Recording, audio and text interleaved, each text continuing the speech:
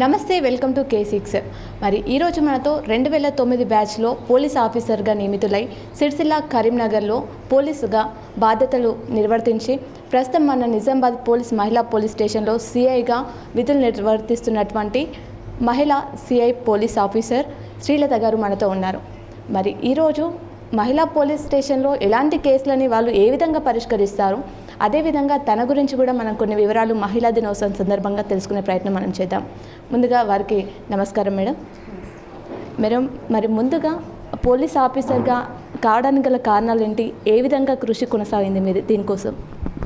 Okay, నేను నా education complete చేసిన తర్వాత అంటే ఏదైనా ఒక గవర్నమెంట్ జాబ్ సాధించాలంటే మినిమం క్వాలిఫికేషన్ అనేది డిగ్రీ ఉండాలి అని చెప్పేసి తెలుసు. సో దాన్ని బట్టి నేనేం చేసిన అంటే ఫస్ట్ పోలీస్ డిపార్ట్మెంట్నే రావాలి అని అనుకోలేదు, ఏదో ఒక గవర్నమెంట్ జాబ్ తెచ్చుకోవాలనుకున్నాను. అప్పుడు నేను వెంటనే గ్రూప్ 1 నోటిఫికేషన్ రావడంతో గ్రూప్ 1లో నేను కోచింగ్లో జాయిన్ అయ్యాను. తర్వాత ప్రిలిమ్స్ కూడా నేను వచ్చింది, మెయిన్స్ కూడా రాశాను. కాకపోతే ఏంటంటే డిగ్రీ ఫ్రెషర్గానే నేను అటెంప్ట్ చేయడం వల్ల నేను దాంట్లో మార్క్స్ అనుకున్నంతగా సాధించలేకపోయాను.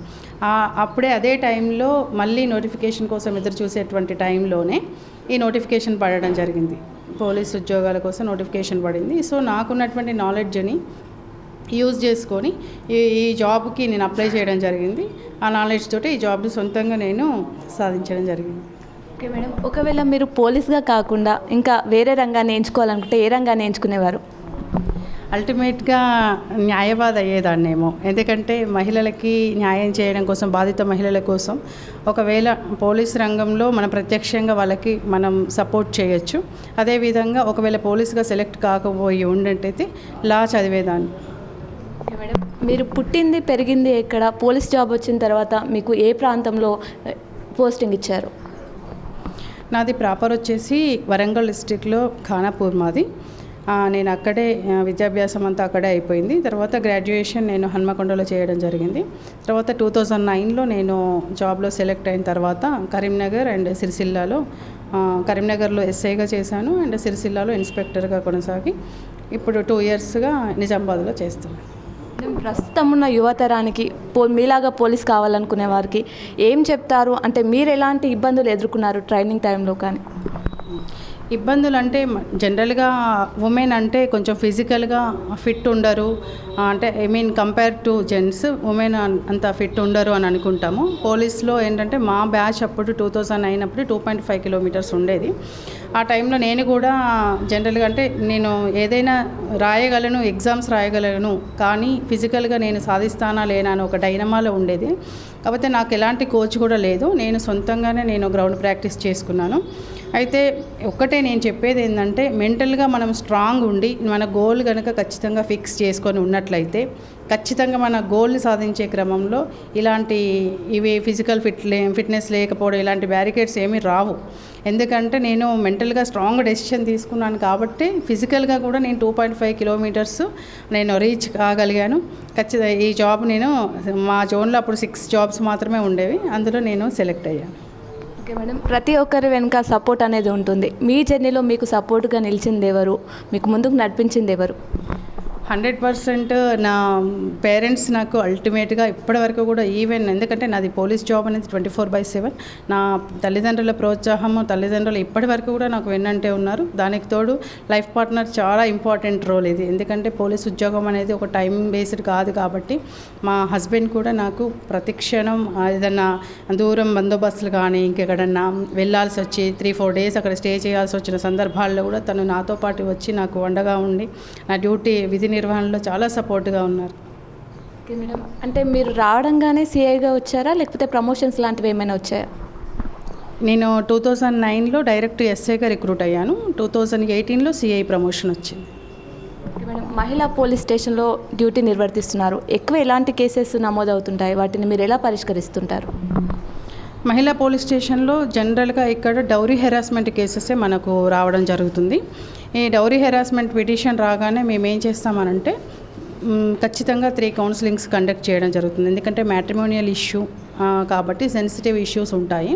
సో దట్ వాళ్ళ దగ్గర ఏమన్నా వాళ్ళ ఇద్దరి మధ్యలో మిస్అండర్స్టాండింగ్స్ ఏమైనా ఉన్నట్లయితే ఖచ్చితంగా వాళ్ళను ఫస్ట్ సిట్టింగ్లో వైఫ్ అండ్ హస్బెండ్కి కౌన్సిలింగ్ చేస్తాం. నెక్స్ట్ సారి వాళ్ళ పేరెంట్స్ని ఇన్వాల్వ్ చేస్తాము బోత్ సైడ్స్.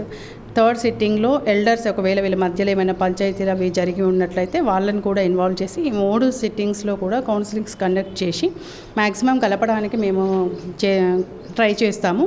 ఒకవేళ వాళ్ళు అమ్మాయి కనుక ఆమె చెప్పినటువంటి విషయాలు నిజమే ప్రూవ్ అయ్యి ఆమె అక్కడ కాపురం చేసే పరిస్థితులు లేవు అని అనుకున్న సందర్భాల్లో మాత్రమే, అంటే ఒక 50 to 60% నెగిటివ్ పాయింట్సే మాకు అనిపించినప్పుడు మాత్రమే కేసు రిజిస్టర్ చేయడం జరుగుతుంది.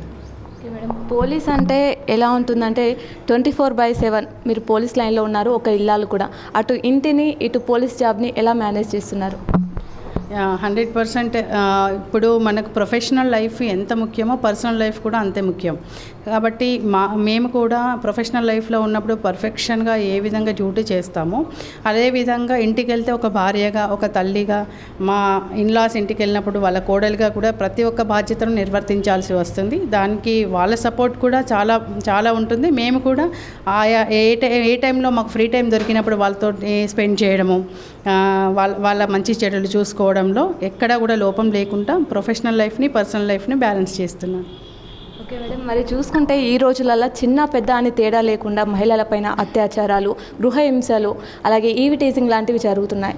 మరి అలాంటి సంఘటనలు జరిగినప్పుడు మహిళలని మిమ్మల్ని ఎలా సంప్రదించాలి, ఎలాంటి దారులు ఉన్నాయి? First of all eve teasing జరగగానే మనకు ప్రతి ఒక్కరికి కూడా గుర్తు రావాల్సింది డైల్ 100.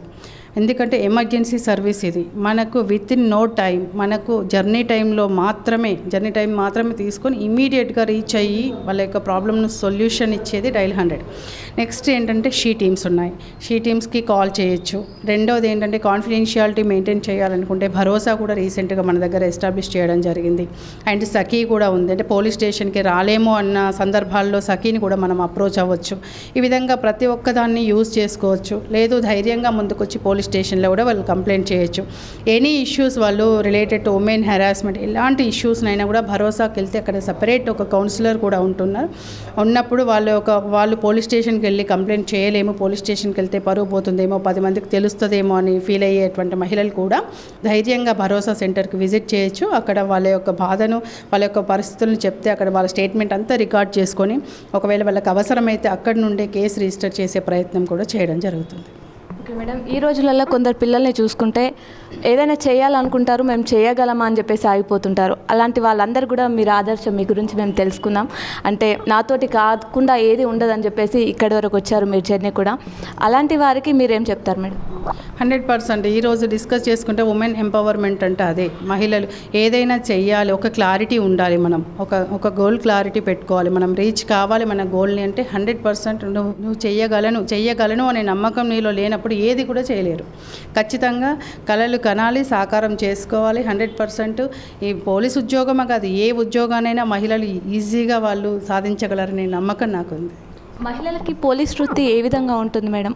ఇప్పుడు రాబోయే పోలీసులకు కూడా, మహిళా పోలీసులకు మీరు ఏం చెప్తారు? పోలీసు ఉద్యోగము అన్ని ఉద్యోగాల్లాగానే ఇదొక ఉద్యోగము, అంతేగాని దీన్ని ఒక సపరేట్గా చూడాల్సిన అవసరం లేదు. కాకపోతే ఏంటంటే ఇది 24/7 ఉంటుంది.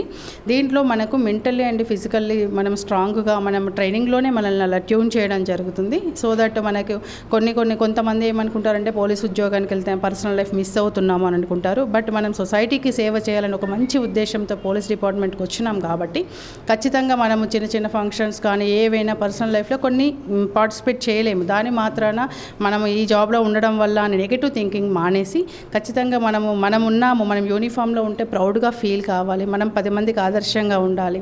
ఖచ్చితంగా దీంట్లో పాజిటివ్ తోటే ఉండాలి, ఆలోచన కూడా అదే విధంగా ఉండాలి. ఈ పోలీసులో వచ్చిన వాళ్ళందరూ కూడా డ్యూటీ మైండెడ్గా పనిచేయాలి. చాలామందిని చూస్తున్న ఇప్పట్లో రాగానే లూప్ లైన్ పెట్టుకుందాము అంటే సొసైటీలో ఇలా వర్క్ చేయకుండా డిస్ట్రిక్ట్స్లో ఉండకుండా చాలామంది లూప్ లైన్స్కి వెళ్ళిపోతున్నారు. అవసరం లేదు, ఎందుకంటే మనము ఫీల్డ్కి దగ్గరగా ఉండాలని మనం ఏ గోల్తో అయితే ఈ జాబ్లోకి వచ్చినామో దానికి ఫుల్ ఫ్లెడ్జ్డ్గా మనం ఫంక్షనింగ్ చేసినప్పుడే జాబ్ సాటిస్ఫాక్షన్ అనేది ఉంటుంది, చాలా కంఫర్టబుల్ ఉంటుంది. అలాంటి నిస్సందేహంగా ఎవరైనా సరే మహిళలందరూ కూడా పోలీస్ ఉద్యోగానికి అప్లై చేసుకోవచ్చు. జాబ్లో చాలా జాబ్ సాటిస్ఫాక్షన్ కూడా ఉంటుంది. ఓకే మేడం, చివరిగా మహిళా దినోత్సవం సందర్భంగా మహిళలకి మీరిచ్చే సందేశం ఏంటి? ఫస్ట్ ఆఫ్ ఆల్ ఏం చేయాలి అనుకునేది ఒక గోల్ అనేది ప్రాపర్గా మనం ఫిక్స్ చేసుకోవాలి.